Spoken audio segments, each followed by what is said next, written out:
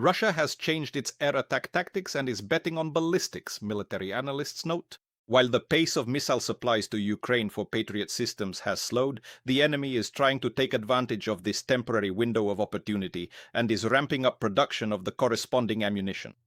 Volodymyr Zelensky continues to urge Western partners to provide Kyiv with Patriot missiles, and he even interprets refusals or delays in doing so as an attempt to pressure Ukraine.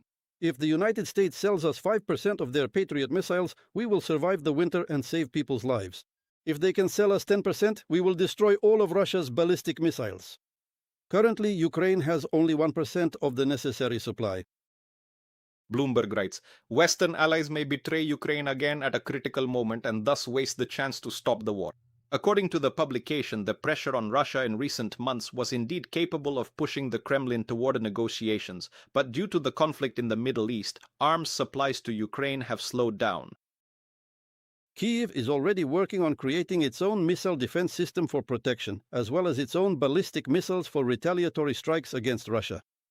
Once again, there is a discrepancy in the timelines between Ukraine's supply chains and battlefield needs, as the development and manufacturing of such weapons can take years, while the escalation of Russian attacks is happening right now.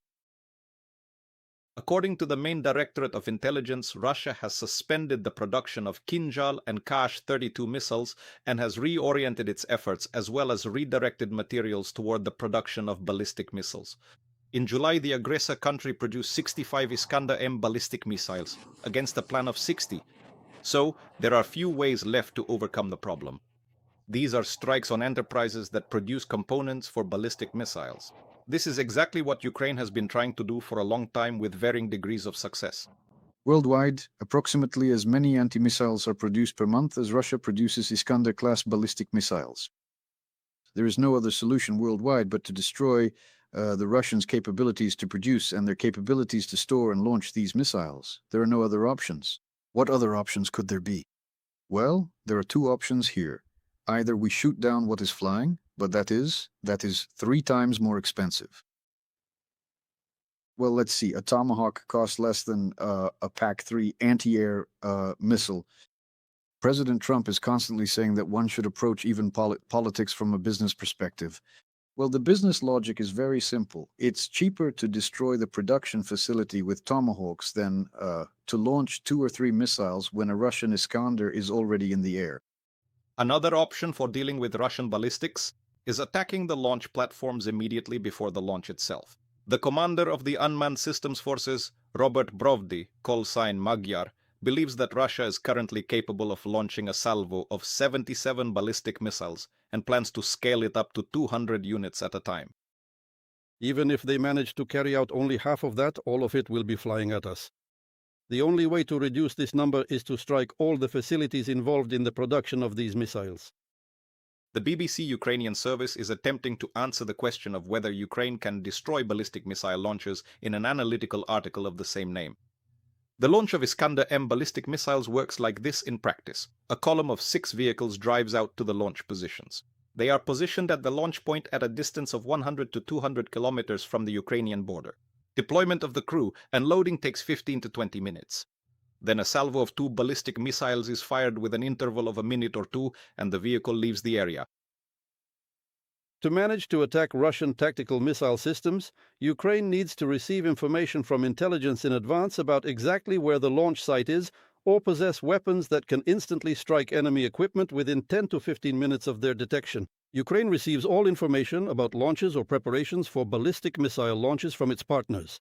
In such a situation, the only weaponry that can manage to strike an Iskander launcher in time is ultra-fast ballistic missiles capable of hitting targets at a range of 200 to 500 kilometers.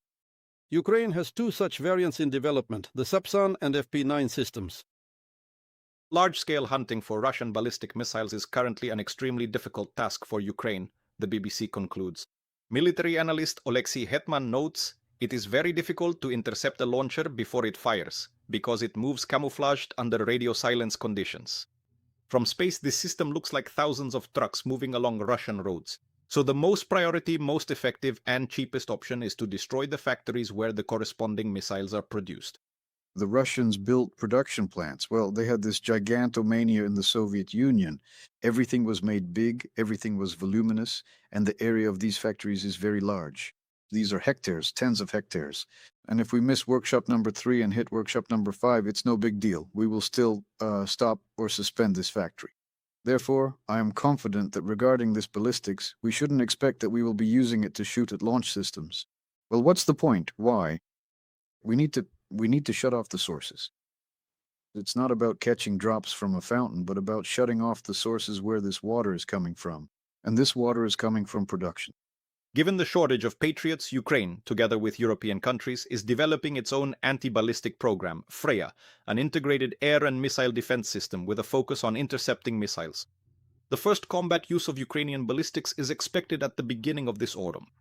Alexander Mujachuk details Inter TV channel Marathon United News.